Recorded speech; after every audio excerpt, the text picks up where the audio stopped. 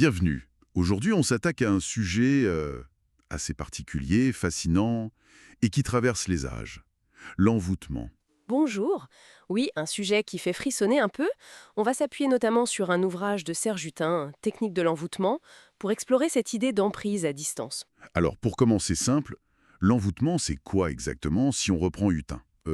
En gros, c'est l'art ou la prétention, disons, de forcer la volonté de quelqu'un d'autre. Par des moyens magiques, évidemment. D'accord. Et les buts principaux derrière ça, c'est souvent... C'est assez binaire, souvent. Soit c'est lié à l'amour, enfin, on devrait plutôt dire la possession amoureuse, hein, soyons clairs. Oui, c'est moi romantique, dit comme ça. Carrément. Et l'autre grand motif, c'est la haine. Nuire, faire du mal, voire détruire.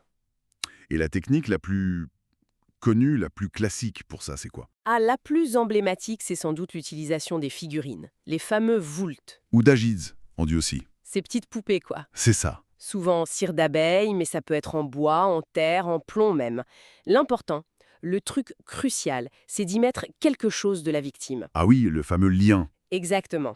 Des cheveux, des rognures d'ongles, du sang, de la salive. Même un bout de tissu porté ou une photo, ça marche aussi. Pourquoi ça, d'ailleurs? Quel est le principe? C'est la base de la magie dite sympathique. On part du principe que ce qui est lié à la personne, ça reste lié, même à distance. Donc, agir sur la partie, le cheveu, la photo, c'est agir sur le tout, sur la personne elle-même. C'est logique, dans cette perspective-là. Et Hustin donne des exemples concrets de ces pratiques? Oui, il rapporte des recettes parfois assez pittoresques. Par exemple, celle de la pomme d'amour qu'on trouve dans le Petit Albert. Ah, le petit Albert, un grimoire célèbre. Racontez un peu.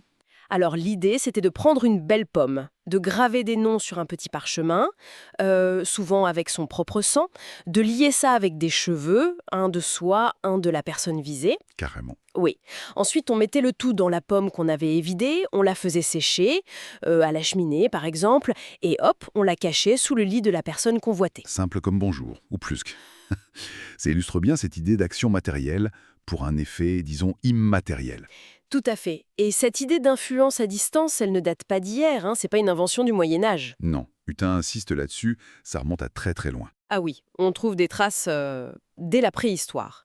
L'idée que peindre une scène de chasse sur une paroi de grotte pouvait aider à capturer l'animal, c'est déjà une forme de ça. Une sorte de magie sympathique avant l'heure. En quelque sorte, oui. Et puis, dans l'Antiquité, c'est foisonnant.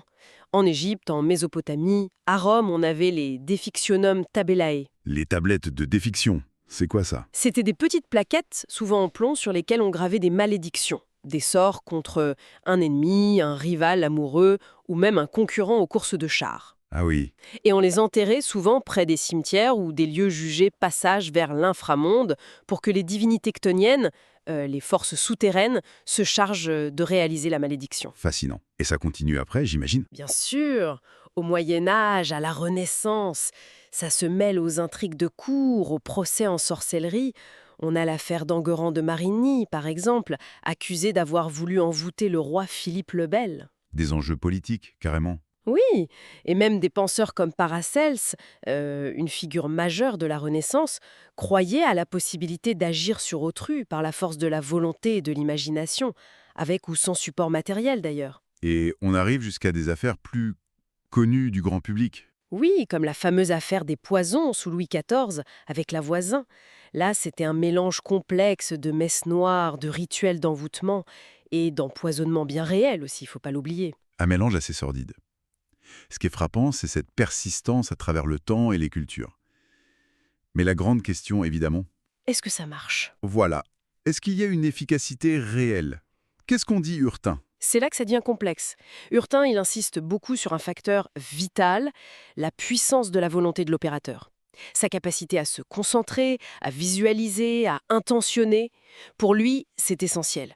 Donc, la force mentale de celui qui fait le rituel. Oui, mais il n'écarte pas non plus l'idée d'une action, disons, paranormale, une influence psychique réelle à distance. C'est une possibilité qu'il envisage. Mais il propose aussi d'autres pistes, j'imagine, plus psychologiques. Absolument. L'autre versant de l'explication, c'est l'impact psychologique sur la victime.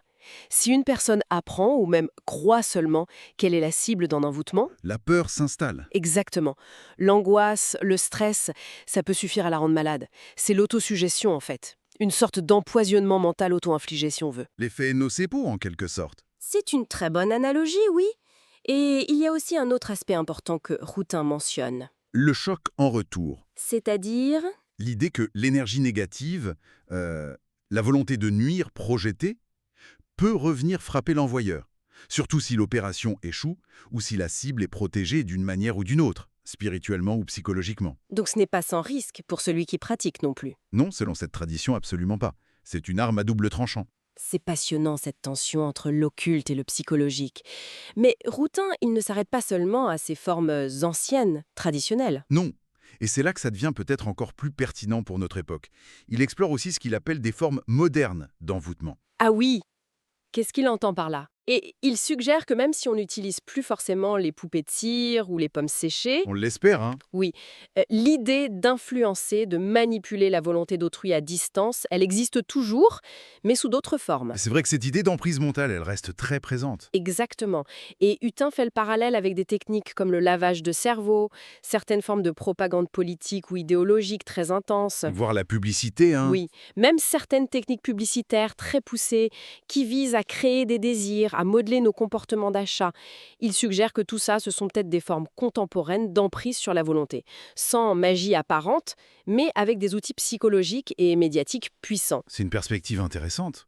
Ça déplace le débat de la magie vers la psychologie sociale et la communication, en fait. Tout à fait. Ça nous amène à une dernière réflexion peut-être.